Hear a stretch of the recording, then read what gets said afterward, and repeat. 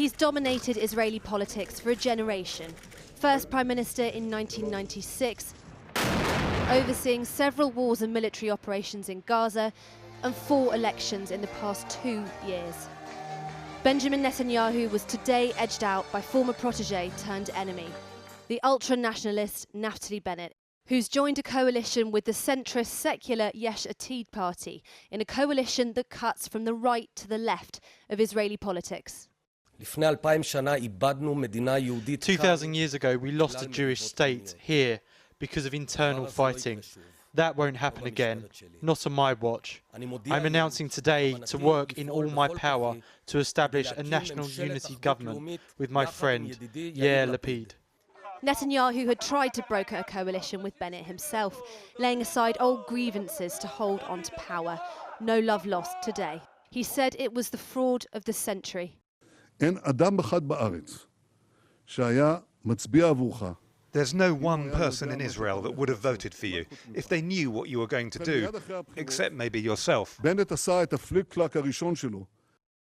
Yair Lapid, the liberal former late-night show host, cuts an unlikely coalition partner for Bennett's hardline New Right party.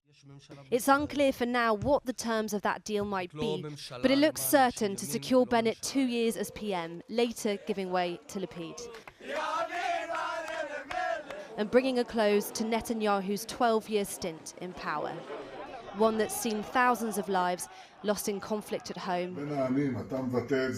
peace deals with Gulf states abroad, and ends just as he faces trial over charges which he denies of corruption.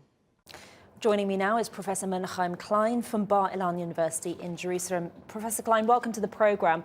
Is it really over for Benjamin Netanyahu? He's made political comebacks before. Not necessarily over. First, he can find 1 or 2 defectors and still survive. If not, he can, and actually tonight he started his opposition, leading the opposition, and trying to sabotage the next government, or to crack it down and go to elections and come back as a big hero.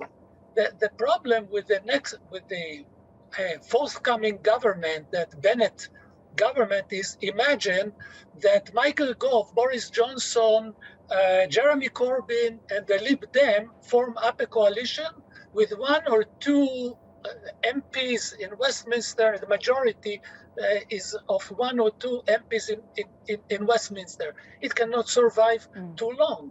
The question is how long it will survive, and will the public remember Netanyahu till the elections? You have a situation in Israel where liberal Israelis have been trying to get rid of Netanyahu for such a long time. They are now going to end up with a leader who is to the right of Netanyahu. Tell us about Naftali Bennett.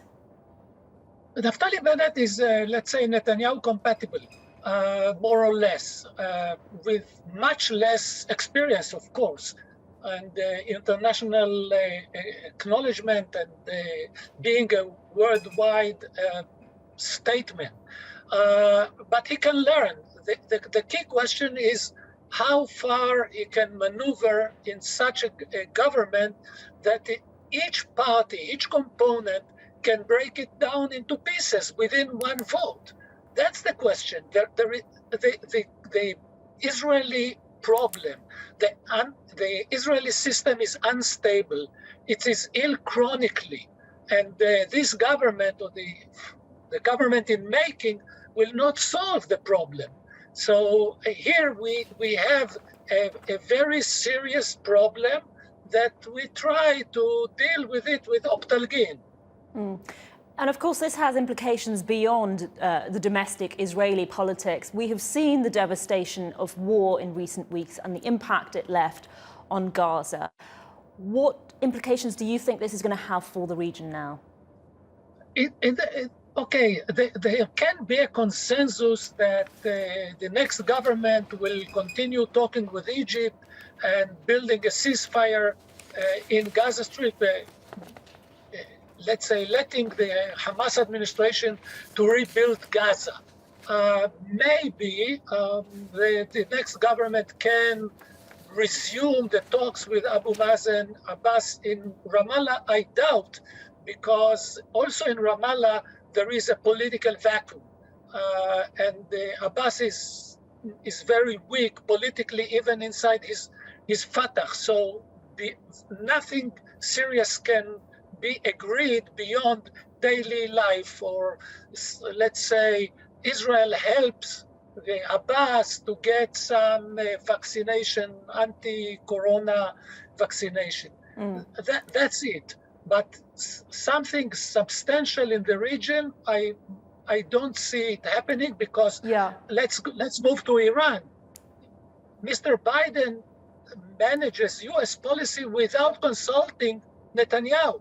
So he will go on independently, unconnected to what Netanyahu or Bennett or Gantz in Jerusalem think about it. Professor Klein, sorry to interrupt you. We're running out of time. Can I just put it to you that Naftali Bennett is someone who's expressed a desire to annex the West Bank. He has been quoted saying, "I've killed a lot of Arabs in my life and there's no problem with that." This is not a person who's going to be negotiating with Palestinians anytime soon. No, it is agreed that no annexation will take place and no withdrawal, neither withdrawal will take place. This is in the platform. So freezing the situation, but the situation cannot be frozen. The situation will not wait till the Israeli government, this strange government of all colors, to come together and decide what they see in the future of the West Bank and Gaza Strip and the region. The problems are not waiting. They will march up to Jerusalem. Okay, Professor Klein, we're going to have to leave it there. Thank you very much for joining us.